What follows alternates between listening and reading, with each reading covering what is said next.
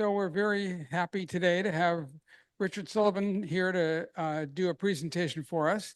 He told me some time ago that he takes time-lapse pictures of cactus flowers opening. And he specializes in these plants that they call Chamaelobivia. So a Chamaelobivia is a cross between a peanut cactus and a lobivia. And lobivias are from the eastern slope of the Andes, and they are generally small globular plants, but they come in a great range of colors. So the peanut cactus is a very free-flowering, small dwarf cactus, and generally has red or orangey red flowers. And so by crossing with all these other lobivias, you can get a great range of colors. And he's been doing this to great effect and has taken these amazing pictures of the opening of the flowers. So we'll get to see a lot of that tonight. Richard?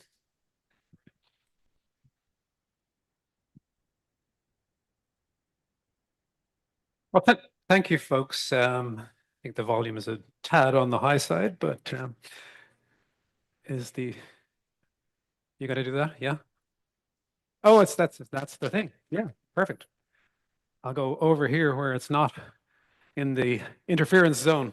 Anyhow, so I'm going to show you a few images of time lapses that I've taken, which are basically short movies that I've taken while cactus flowers are opening.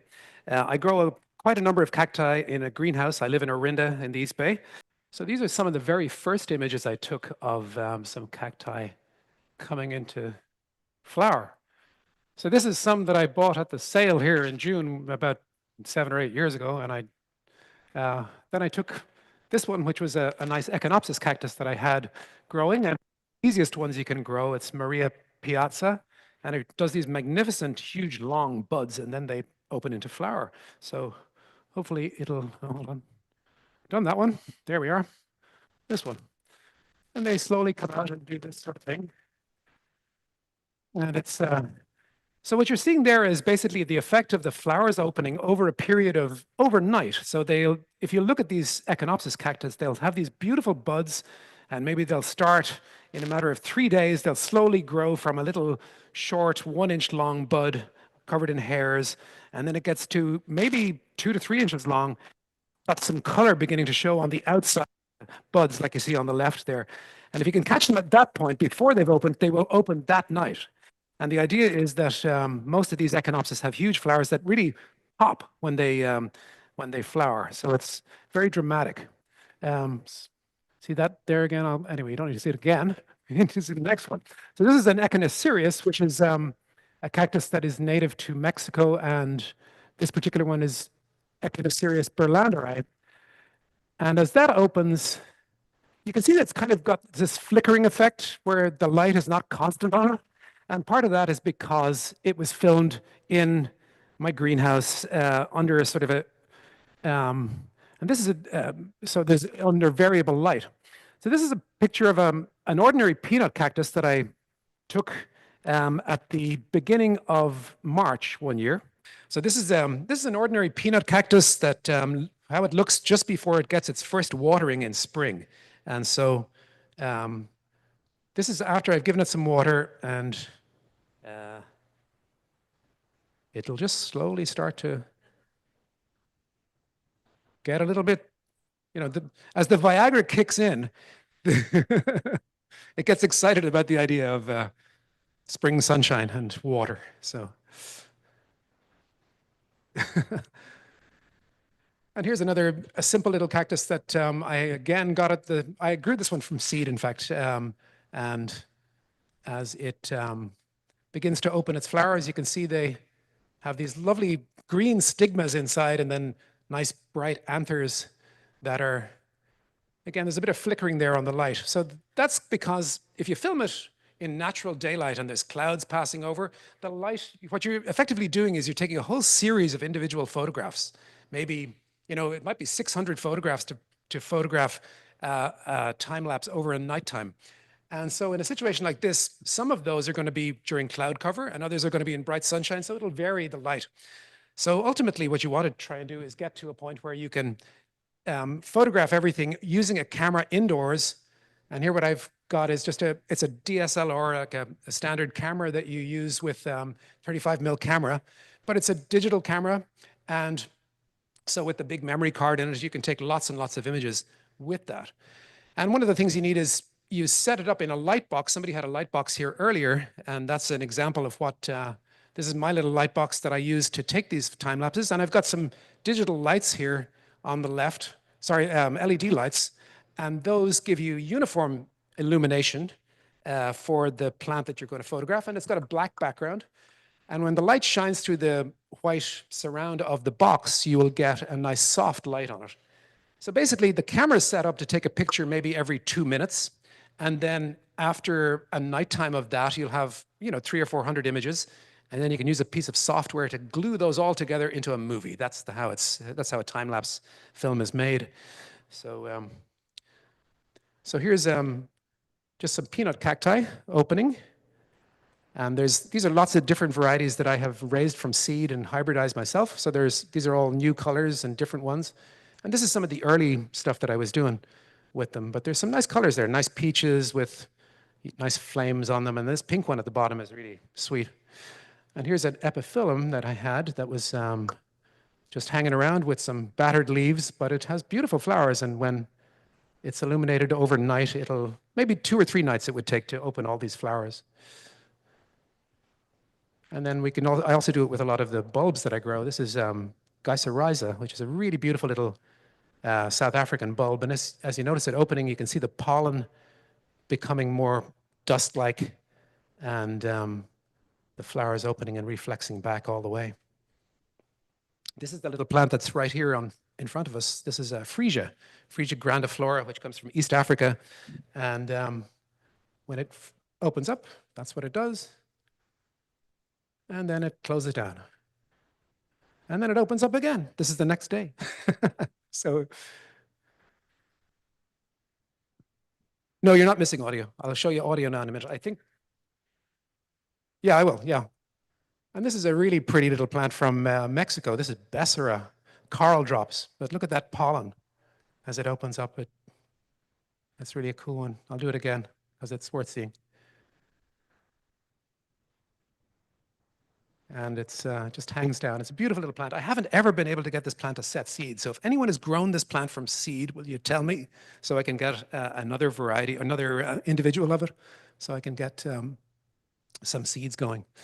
This is one of the first cacti that I did. This is going to take rather a long time, but it's worth it.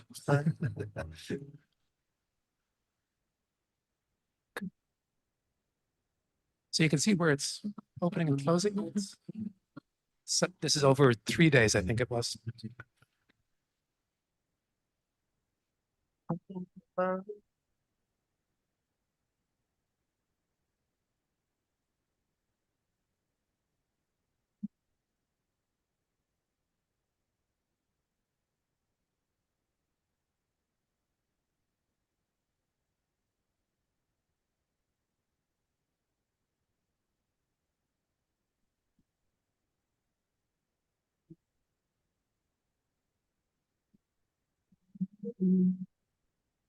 There.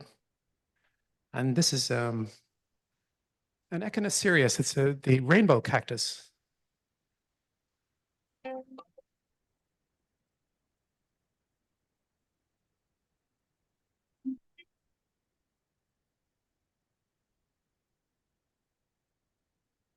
This is the same plant the next year when it had grown a little bit and had more flowers.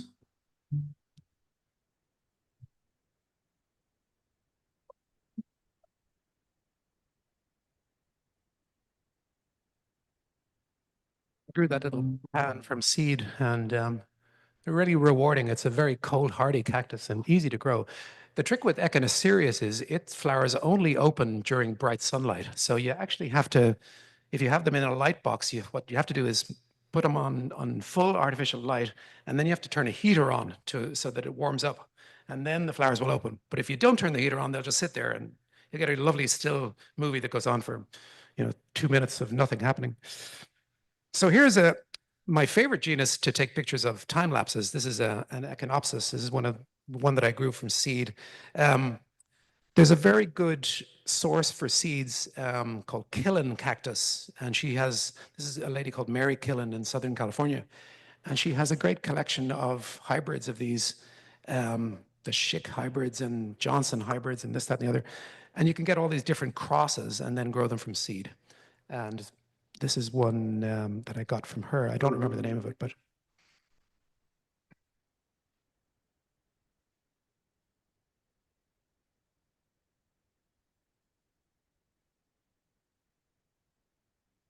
the great thing about Echinopsis is they open all their flowers at the same time.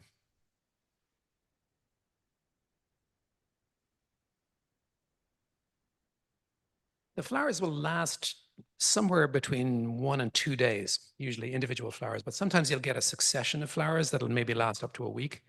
And then they'll sometimes come back with another flush of flowers later in the season.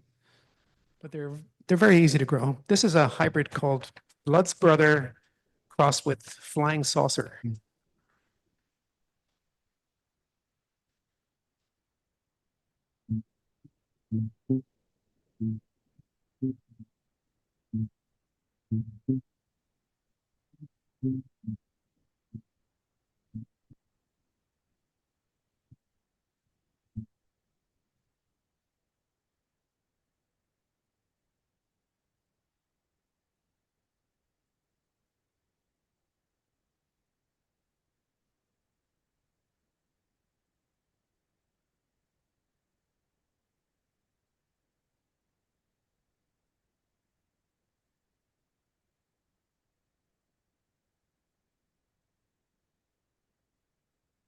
I just started to get different ones that were coming into bud at the same time and just putting them in groups and see what would happen.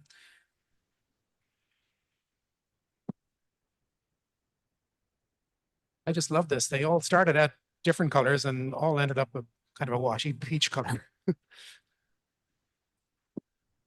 That one on the very top there is a cross between a very famous variety called Flying Saucer, which has some of the biggest flowers in the Echinopsis group. And those flowers are probably 6 to 8 inches across at the top. And the smaller ones are probably 3 inches across. So these are.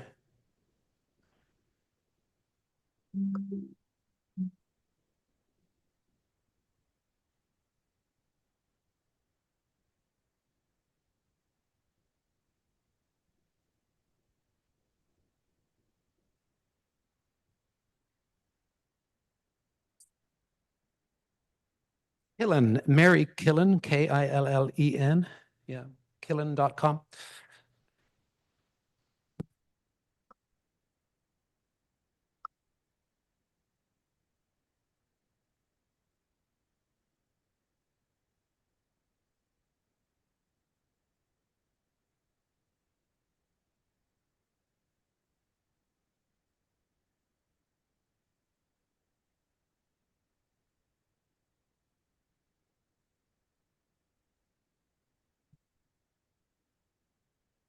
You can see how the flowers open, and sometimes the little stamens will dance around quite a lot, and other times they'll just sit there. It's interesting.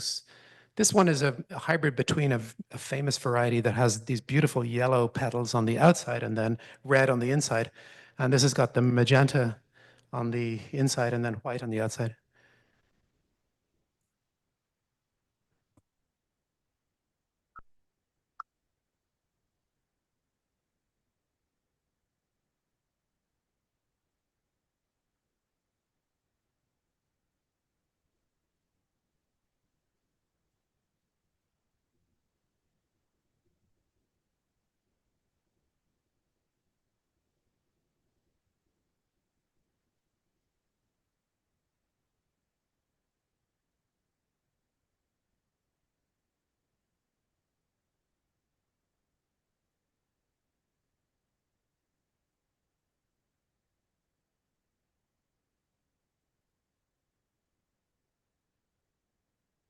The funny thing about these Echinopsis cactus is that they have such an amazing ability to put on this extraordinary flash of color. You can imagine them out in the desert in Bolivia, and it's arid and brown and drab for 364 days of the year. And then these things decide they're going to flower after one shower of rain, and send out all their flowers at the same time, which is really quite dramatic. So you could see that if there was an individual plant that's say a foot across and it has 40 flowers on it, you can see that for 4 or 5 miles away. You'd see it on the far side of the desert. It's just really visible. And the Echinopsis family is enormous, and it's got all sorts of different divisions in the family. There are some that are brightly colored red and pink and yellow flowers, and those tend to be pollinated by hummingbirds. And then there's a lot of white ones. The tall columnar cacti tend to be white, and those are pollinated by bats and moths. So, but most of them tend to open at night. They open for the first time in the evening, just as the sun's going down. Then they'll open, and by morning, then they're fully open and really dramatic. So if they open all the flowers at the same time, it's like, okay, everyone stop everything and go to that flower right now. That's what we do. So that's the plan.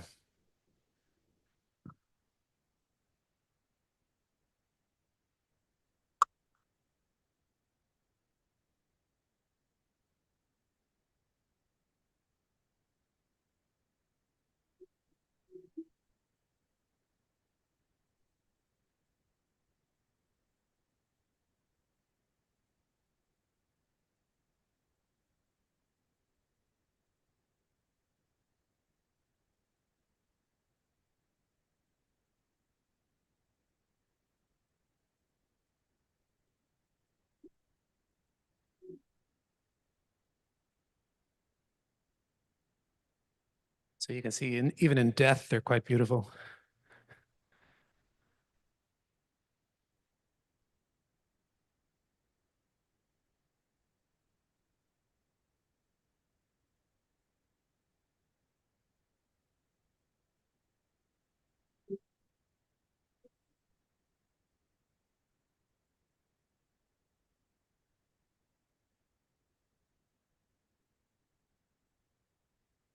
So you'll notice that when I start doing a lot of these little movies, you'll notice that the plants themselves look very dark. And the reason for that is that the flowers are so bright that you have to set up the exposure at the outset of the filming process so that it's going to look the best for when the flowers are open. So that makes the plants look really dark. If you set it up so the plants look good, then all these would be washed out by the time it came to opening them. The reason you don't vary the exposure on the film is that you'll get fluttering and different light effects, which you don't want. So you basically mostly set up the camera to be working on manual with a really big depth of field. So a high f-stop number, and you will get a nice group of cacti like that. You'll have most of them in focus from front to back.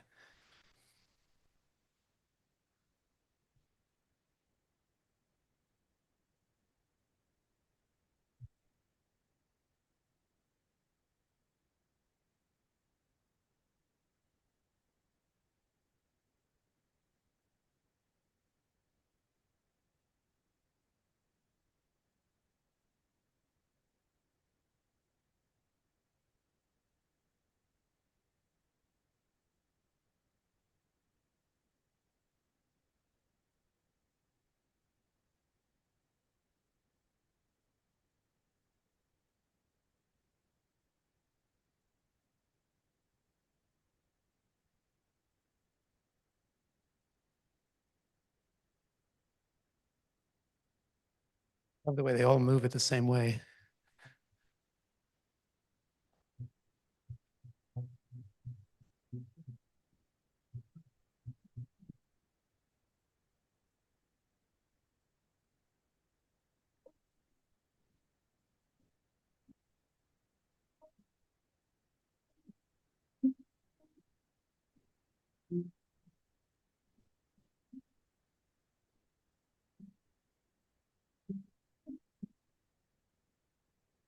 This is one of my favorites. This is a variety called Fond Adieu.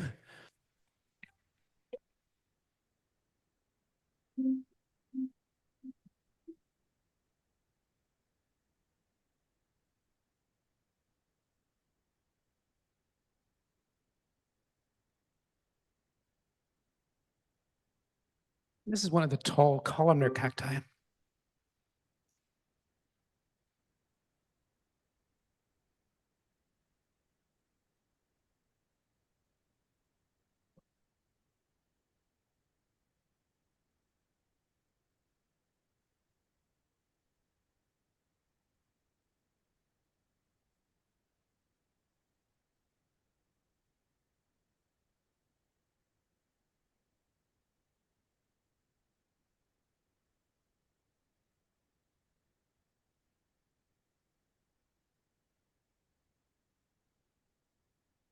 Yeah, so this particular one is Echinopsis bridgesii. There's a great many of them. They're very easy to grow outdoors in the Bay Area, and they get very tall, 8 to 10 feet tall.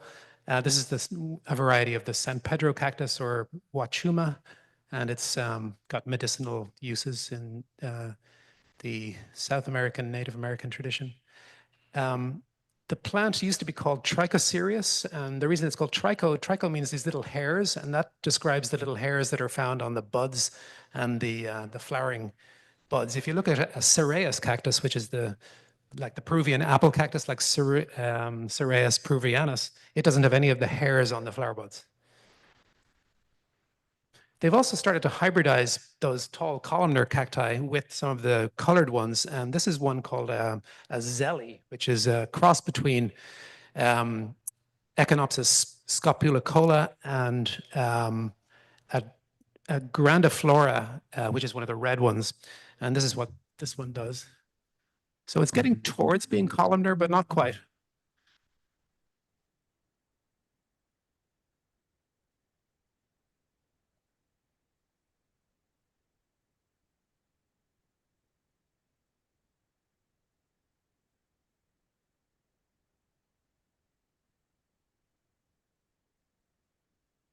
So I've seen some of the columnar cacti that have colorful flowers, maybe getting to 3 to 4 feet, but I haven't seen much taller than that. There's a dream out there to be able to get, full-size cacti with really brightly colored flowers like these reds and yellows on them. It's the same plant, but another year later.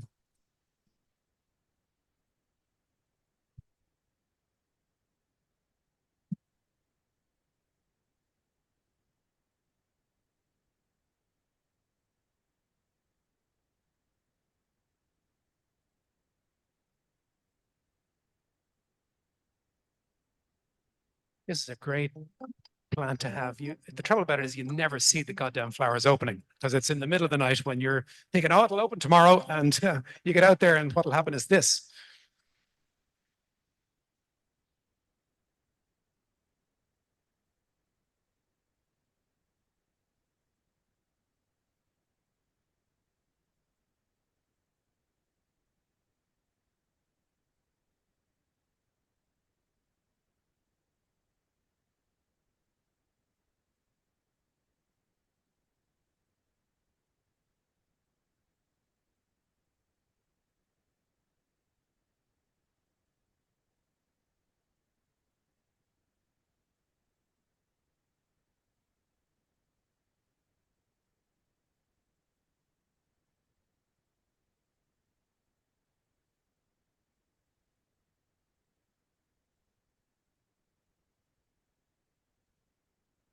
So it shows you there's photographic evidence why you never get to see this plant in flower.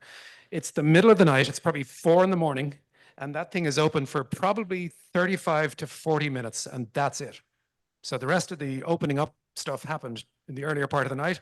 It's open for just that amount of time, and it has a magnificent scent, which attracts moths and, bats and all sorts of stuff, but you never see it because you're fast asleep.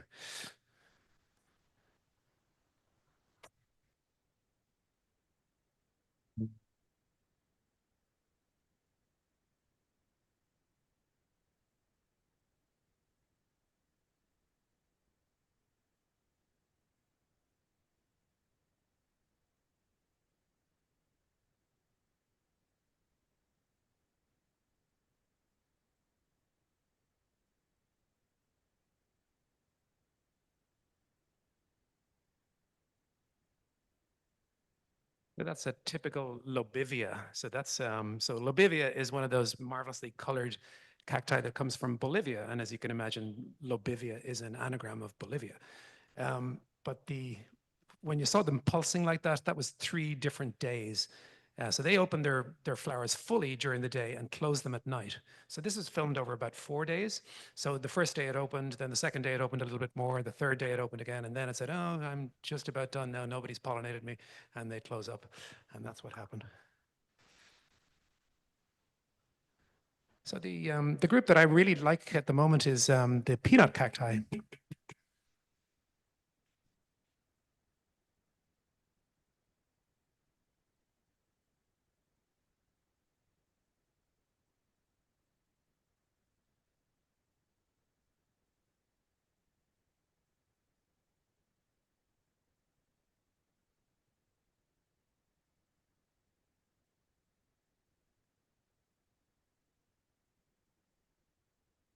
So this is my greenhouse in May. This is what it looks like. So this is the result of maybe 3 or 4 individual crossings where I crossed 3 good-looking seedlings, maybe a nice purple one, a nice pink one, and a stripy yellow one.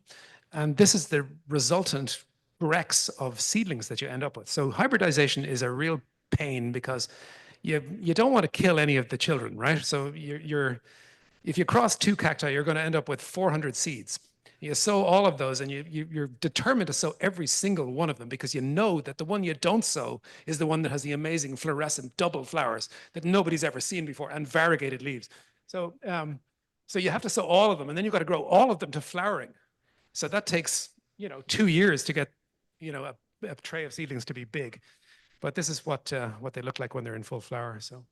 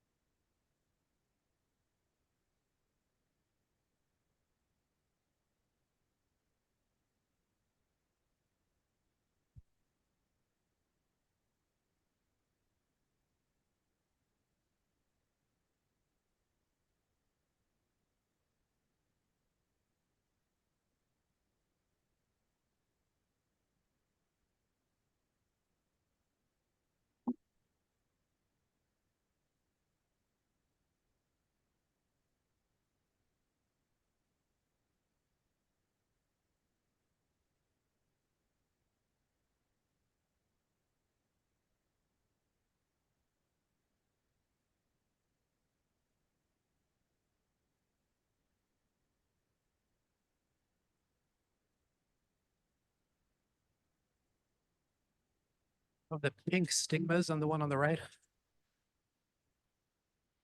Those wonderful flame effects. That's really a pretty plant.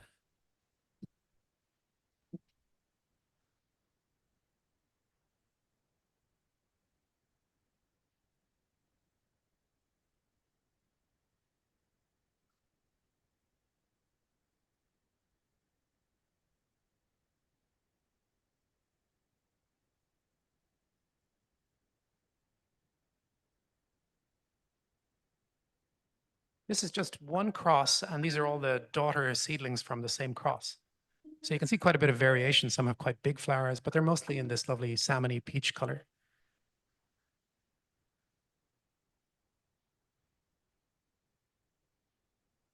So those are all peanut cacti crossed. There's 2 varieties. One is called Westfield Alba that's crossed with one called Mardi Gras to give us that one.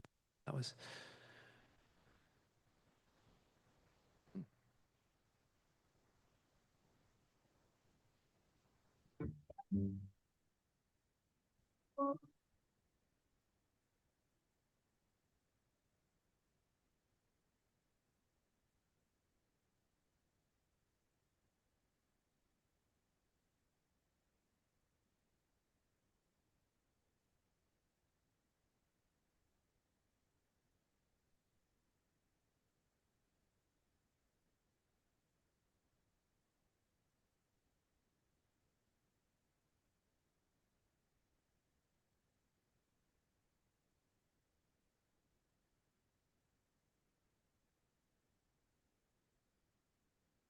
So you can see that one happened over 2 days. So the first day, the purple one at the bottom flowered, and then the second day, the other 2 came into flower, and the purple one came back for another go. So it's lovely. And so let's see, here's some of the various colors that I've come up with, and these are just images. That's I have some of that on the table over there, little small plants of it that I've propagated.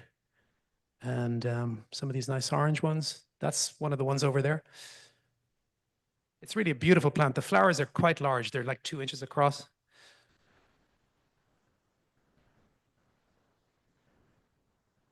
This one is an amazing plant. The flowers are 2 to 3 inches across. They've got this gorgeous yellow throat. And sometimes down below all that, there's a peanut cactus, believe me. Yeah. I love this subtle, pale, flamey kind of colors on this one. And this one with the orange outer petals is really nice too. Okay, here's the last picture for tonight.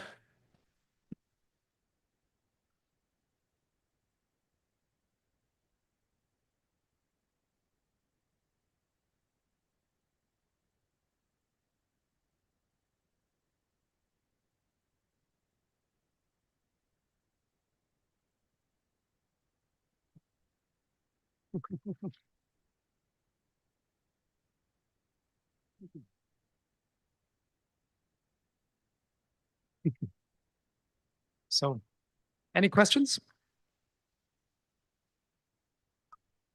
Yeah, so as you can imagine, almost all of the Echinopsis and the peanut cacti are really easy to grow. They're some of the easiest cacti to grow. The usual rubric is you put them in well-drained soil. Imagine that, you've never heard that before, right? And you keep them dry in winter. And then I grow them in a greenhouse so they don't get overly watered in winter. It's important to not have them be wet in winter. And they can take any amount of frost when they're dry, because they live in the deserts in Bolivia, and so they're able to take all sorts of frost. But they have to be dry. In terms of fertilizer, I feed them quite often. I use a dilute Miracle-Gro kind of bloom and bud kind of fertilizer, liquid food, and water that in, and they do very well with that. Yep.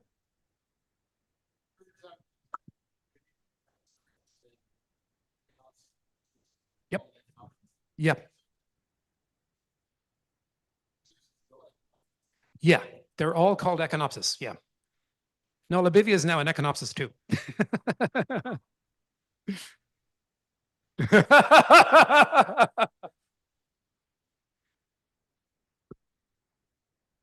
Machicana.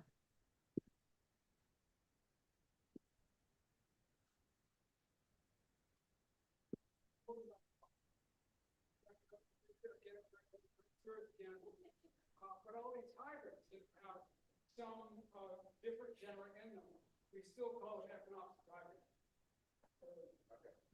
Yeah. So all the peanut cacti were originally Chamaelobivia, yeah. So that's yeah. So he was asking if the Echinopsis genus comprises all the other subgenera that were around before: Chamaelobivia, Lobivia, Machucana, Sorenzia, all of those sort of things. Yeah. More? Yep.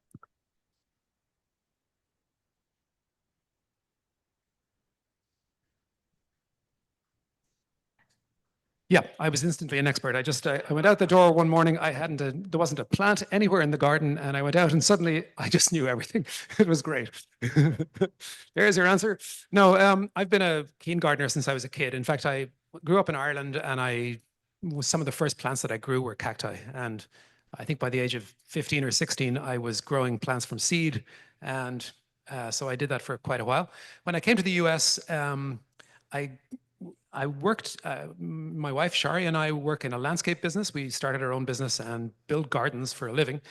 So I'm working with plants all the time, but while we were raising our kids, I didn't do an awful lot of growing cacti and stuff, but I got back into it in the last 10 years. I just love the plants, and I grow lots of aloes and South African bulbs and agaves and all sorts of succulents in the garden. And then I have I have a great big greenhouse. It's like about 50 feet long, 12 feet wide, and it's got lots of cacti in it. Yeah. Yeah.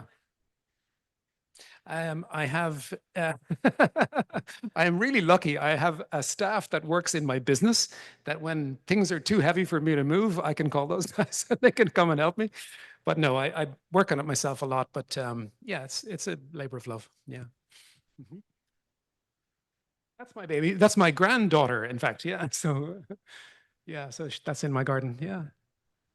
I have a question. Yeah. How do you get the isolation against a black background? Is that in post, or do you shoot it against like black felt, or I shoot it in a light box, which is like a 3 foot by 3 foot box, like the one we had out like the one that earlier? you had there, but it has a black velvet Yep. background in there, and that's useful. And if you underexpose the image, then that will go completely black. But will the cacti do their normal day and night cycle? Yes. If in the light doesn't change on them, I Yeah, guess. that's right. They will do that. That's built in. How do they know? They do know. It's amazing. It's like, That's crazy. you know, those drones that they fly into places where they're supposed to blow up some place and they can't be jammed because it's all programmed into the actual thing. That's what it is. It's Cactus AI. Cactus AI. Exactly. Cactus.ai. Okay. Yep. Yeah. Yes, I grow a lot of different South African bulbs. I grew these Lacanelias here and the freesia on the end there. Yeah. Yeah. All those sort of things. Yeah, it's fun. It's a great, actually, having South African bulbs is a great way to use your greenhouse in the winter because your cacti are doing nothing in the winter and the South African bulbs do nothing in the summer. So what you can do is when the cacti are in full growth, you can put the bulbs in their pots under the benches. And then you can put the cacti, once they're dry, you can put them under the benches. They don't grow at all. And then you can grow the South African bulbs above that. So it's a really nice way in the Bay Area to keep your greenhouse interesting through the year.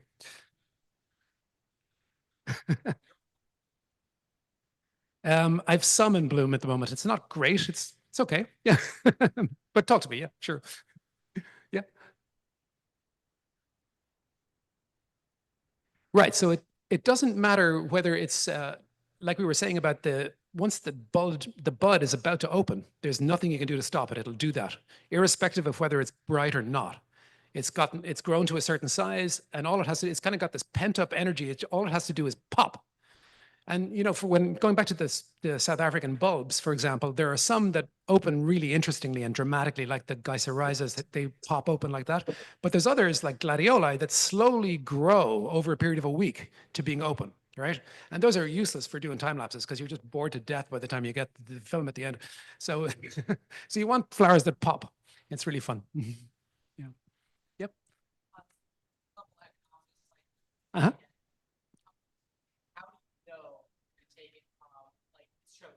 Yep. I would see it and I'm like, all right, today's the day. Right. A week later, it's still like this. Yeah, you have to know it'll look like the bud looks like a balloon. It looks really swollen. Like for example, if I look at that picture over there, here's that laser pointer. I'm going to use this laser pointer one time. Okay, here we go. There's an open flower, but if you look down there, there's a bud. Now I look at that and I can see that that's not going to open today. It'll open tomorrow. It has to be almost to the point where it looks like that thing there, but it's got the color on the outside of it there. The outside has to be brightly colored, not green, not hairy, just brightly colored, and then you know it'll pop. It looks like a balloon also. Yeah. Yep. Ones that never worked out. Oh yeah, absolutely. There's boxes and boxes of those. Yeah. The whole greenhouse is littered with like dead labels, things that I tried to grow from seed and got eaten by something. Yeah. Oh, absolutely. Full of them. Yeah. And movies that look like crap and flowers that opened up and went, you know, terrible. Yeah, sure. Another question? Yep.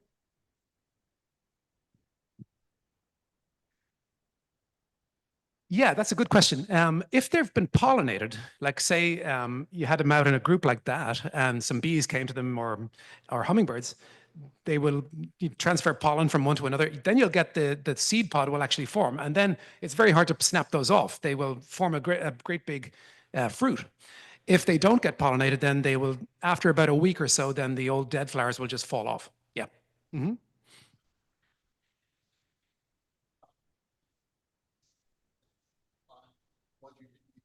As you may have gathered from my allusion to the problem of hybridizing, if you start hybridizing cacti, you're in a world of hurt. It's the worst possible hobby because the first thing you do is you hybridize two things that you think are the most beautiful plant you've ever seen in your life that you've grown yourself, and you're going to hybridize those two and have this absolutely stellar progeny come out of that. But the trouble is when you hybridize them, you end up with thousands of seeds, right? So nobody has that much space, right? Like you'd have to have a big commercial nursery to grow all the seedlings. So really, I have stopped growing seeds. I maybe I'll grow 1 or 2 crosses a year and that's it, because it's just too painful, you know? Of course. Anyone else? All right, well, thank you.